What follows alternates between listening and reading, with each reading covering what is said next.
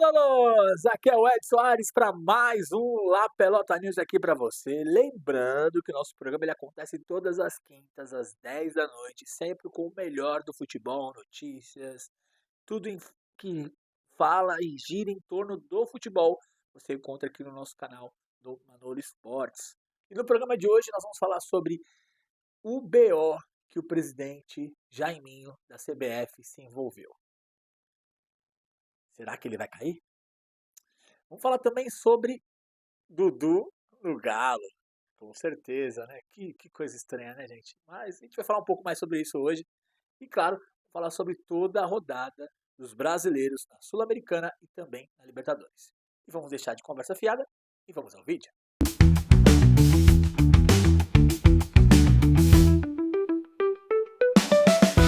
E vamos à rodada da Sul-Americana. O jogo já estamos entrando ali na reta final da fase de grupos, tanto da Sul-Americana como também da Libertadores. Hoje é o quarto jogo, aí, o jogo de volta de alguns jogos, alguns times, né? Na terça-feira, o meu São Paulo, que nunca me dá tristeza, sempre me dá alegria, ganhou fora de casa contra o Aliança Lima, lá no Peru, por 2-0, com 2 gols do André Silva. Também nunca falei mal, nunca. Já, já o Botafogo foi lá na Venezuela e ganhou 2-1 em cima do Carabobo. E o Fortaleza, Fortaleza, obviamente. Já o Fortaleza venceu o Colo-Colo por 4-0. Ô sacolada que tomaram o Colo-Colo do Chile. Caraca. E também na terça-feira, aí pela Sul-Americana, nós tivemos alguns jogos com os brasileiros. O Vitória ficou no empate 1-1 contra o Defensa e Justiça. O Corinthians ficou no empate com o América de Cali em casa, empatou contra o América de Cali 1-1 e complicou e azedou, na verdade, de vez a situação do Corinthians na Sul-Americana. Eu acho que o Corinthians não quer jogar Sul-Americana, gente. Na real, quem acha que o Corinthians está com vontade de jogar a Sul-Americana? Não tá. Eles queriam jogar a Libertadores, mas como não deu, entendeu? Mas enfim, isso aí é o que aconteceu na terça-feira. Já na quarta-feira, vamos ver aqui, abrindo aqui nossa colinha, o Bahia recebeu o Nacional e perdeu por 3-1. Ô, Rogério Ceni, o que tá acontecendo, cara? No Brasileiro vocês estão voando e na Copa da Libertadores vocês estão tomando sacode um atrás do outro. Meu Deus, eu, hein? O Bahia perdeu por 3-1 do Nacional do Uruguai na casa do Bahia. Já o Flamengo ficou no 1-1, jogando contra o Central Córdoba da Argentina. O Cerro Porteño perdeu 2-0 em casa contra o Palmeiras. Palmeiras, 100%, hein? Palmeiras é 100% na Libertadores. 4 jogos, 4 vitórias. Caramba, tá voando. Já na Sul-Americana tivemos alguns jogos também, brasileiros. O Puerto Cabelo recebeu o Vasco e deu uma sacolada no Vasco. Não, o Vasco tá aqui. Nossa, o Vasco tá só tomando na cabeça, hein? Caraca, 4-1, Puerto Cabelo na Venezuela ganhando do Vasco. Já o Grêmio ficou no 0-0. Outro também. Meu Deus do céu, tá acontecendo com esses times, gente. Lá no Peru, jogando contra o time do Grau, ficou no 0-0. O Cruzeiro foi até o Equador e ficou no empate com o Mushuki Puma. Ou melhor, Mushuki Runa. É um nome feio, misericórdia. Isso pela Sul-Americana. E no dia de hoje, nós temos alguns jogos já rolando, inclusive. No horário que estamos gravando esse vídeo, ainda não está rolando os jogos ainda. Hoje ainda teremos aí os brasileiros Internacional jogando contra o Atlético Nacional lá na Colômbia. Isso pela Libertadores, tá? Deixa eu ver o que mais. E também, já pela Sul-Americana, o Fluminense vai até a Bolívia jogar contra o San José. Eu esqueci de falar aqui que o Palmeiras... eu falei do Palmeiras, né, gente? Falei, né? Falei Palmeiras é 100%, falei. Eu sei que tinha esquecido do Palmeiras, depois o Palmeiras fica tudo me ligando comigo. Você não falou do Palmeiras, você falou do Palmeiras. Você tem notícia, você só ganha. Não ficar falando só de quem ganha. Tem que fazer polêmica, E esses foram os resultados, né? Inclusive hoje ainda tem mais um jogo, né, como eu falei aqui para vocês, que o Inter vai até a Colômbia jogar contra deixa eu ver aqui de novo, gente, que eu tirei da cópia, e aí a cópia me deixou na mão. Vamos lá. Então, fica restando só um jogo do Fluminense, perdão, contra o San José, lá na Bolívia, que é o último jogo da rodada da Sul-Americana, e também o Atlético joga contra o Deportes Iquique do Chile, também hoje, às 7 da noite, tá? Então, inclusive, a hora que você estiver vendo esse vídeo, provavelmente o jogo já acabou e o Atlético já ganhou. Então, e não é que o Dudu foi pro Atlético mesmo, gente? Eu pensando que não ia não, pensei, não vai fazer isso, ele é muito corajoso, tem amor à vida dele, não tem. Eu acho que não tem mesmo, ele tem dinheiro, né? Dinheiro, bastante, de passagem. Então, vamos aqui ler aqui uma matéria muito bacana que foi lançada, né, na última terça-feira no GE, que fala sobre o Dudu e a chegada dele saindo do Cruzeiro e indo para o Atlético. Dudu aí, como diz aqui na reportagem, trocou o uniforme azul pela camisa alvinegra. Complicado. Dias após assinar com a rescisão com o Cruzeiro, o atacante foi anunciado pelo Atlético Mineiro como reforço para o ataque do time. Dudu só poderá estrear com o Atlético a partir da reabertura da janela de transferências no dia 2 de junho. Com isso, ele fica fora do clássico com o Cruzeiro pelo Brasileirão, marcado para o próximo dia 18 de maio. A estreia dele provavelmente vai ficar entre o dia 12, ou até o dia 12 de junho, que aí já abriu que é uma abertura bem curta, né? Ali, de alguns dias para janela de transferência. Lembrando também que esse ano a gente vai ter o Mundial de Clubes, né? Pela Copa do Mundo de Clubes. Então, provavelmente ele vai jogar, se ele puder, ele vai jogar no dia 12 de junho e somente depois do dia 13 de julho, que quando acaba a Copa, o Mundial de Clubes da FIFA. O salário, uma situação bacana, uma situação até diferente, pontuar aqui, no Cruzeiro ele recebia por volta de 2 milhões de reais por mês, pouca coisa, dinheiro de pinga. Cachaçinha ali, ó, coisa pouca. E ele aceitou reduzir o salário dele para só 900 mil reais. Só isso. E ele fala aqui na reportagem que ele está muito feliz com essa oportunidade e que quer mostrar o futebol que ele tem, futebol de classe, um futebol que alegre a torcida, que ele quer muito alegrar a torcida com o futebol dele. Ele fala isso na reportagem no GE. E o contrato dele é válido até o fim de 2027. Estava um entrave ali entre final de 2026 ou final de 2027, aí fecharam o acordo para final de 2027, o contrato dele com o Atlético Mineiro. E o que a gente pode desejar para ele é boa sorte, que ele dê certo lá. Não deu certo no Cruzeiro, ele também fez muita cagada também no Cruzeiro, ficou falando coisa que não devia, E espero que ele tenha ciência de que ele é um ótimo jogador, um jogador diferenciado, que fez história, e que não pode se queimar por conta de coisas como essa, coisas pequenas, coisas que não vale a pena. Ele podia ter feito um nome dele dentro do Cruzeiro, que é uma torcida muito grande, como também a do Atlético.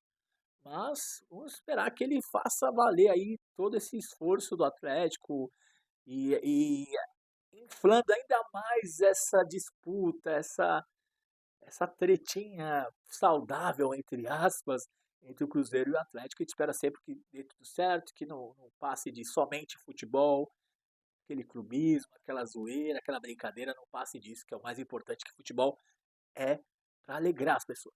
Não é para arranjar briga, não é para sair batendo no outro, isso aí não é futebol, isso não é arte, isso não é nada. E o que a gente espera muito é que ele faça valer o futebol que ele sabe que ele tem e que nós já vimos ele jogar. O Jaiminho, esse Jaiminho é fogo, viu? Oh, meu Deus do céu, esse Jaiminho da CBF, gente, é uma brincadeira. Eu tô lendo aqui uma matéria que saiu na ESPN, sobre possível fraude na assinatura de um documento, né? Na época que ele estava ali se concorrendo, né, à reeleição na CBF.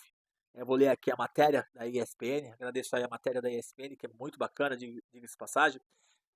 Aqui diz que o STF ele mantém Edinaldo Rodrigues, vulgo Jaiminho, esse foi eu que falei, tá, gente?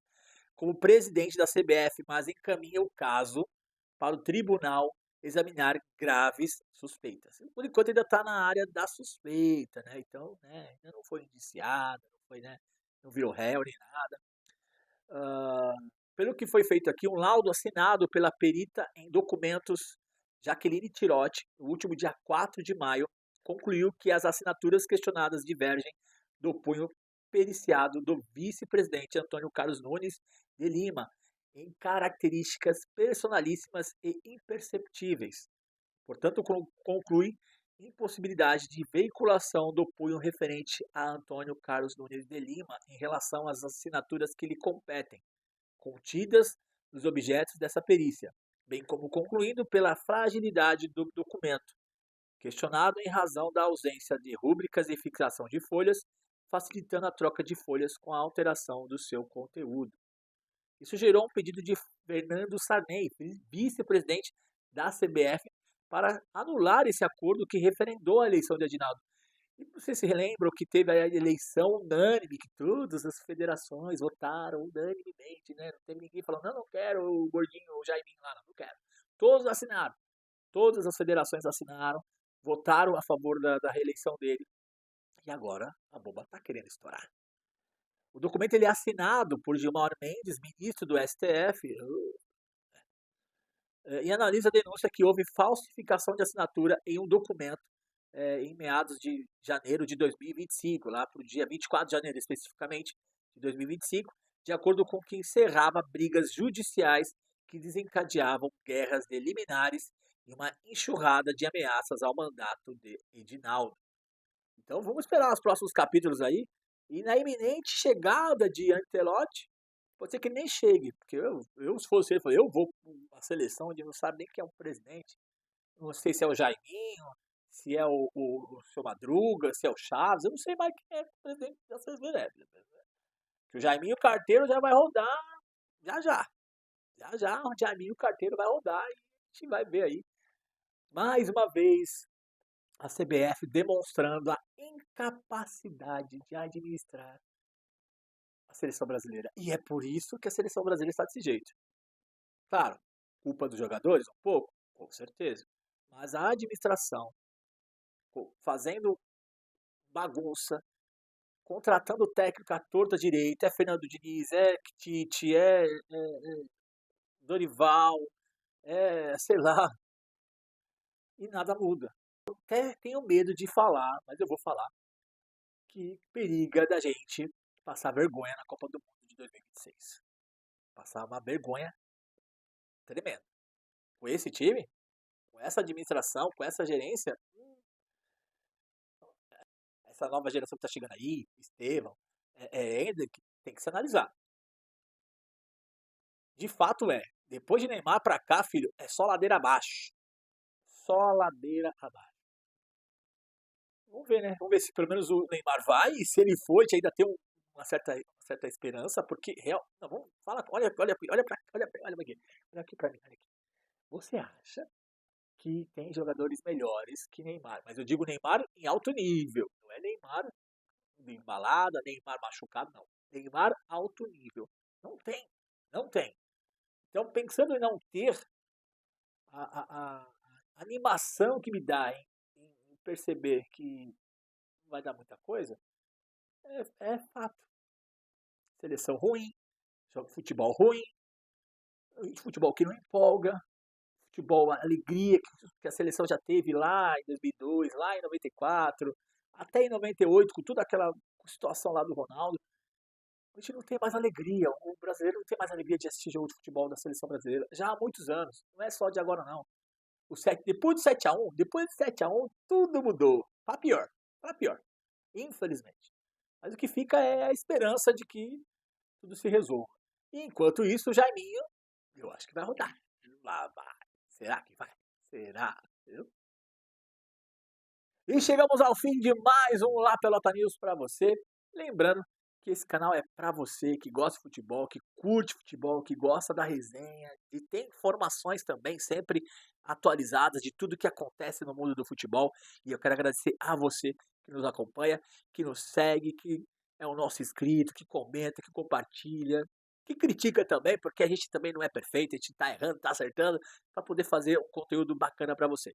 Você tá vendo aqui, ó, em cima tem um QR Code aqui em cima, ó, tem um QR Code que você faz além desse QR Code você nos ajuda. Por quê? Porque nós estamos querendo, investir no canal, né, com uma estrutura mais adequada, com uma iluminação mais bacana, tendo mais conteúdo com qualidade, para isso precisa de dinheiro, né, porque a gente não tem árvore de dinheiro, nem existe árvore de dinheiro. Mas enfim, se você quer ajudar, quer doar, quer semear nesse canal, nesse programa, nessa proposta, nesse projeto, tem um QR Code aqui em cima, você escaneia esse QR Code e qualquer valor, não importa o valor que você queira nos ajudar, vai nos ajudar a trazer mais matérias, trazer mais conteúdo com qualidade, que é o que você que nos acompanha merece. E, como digo sempre, fui!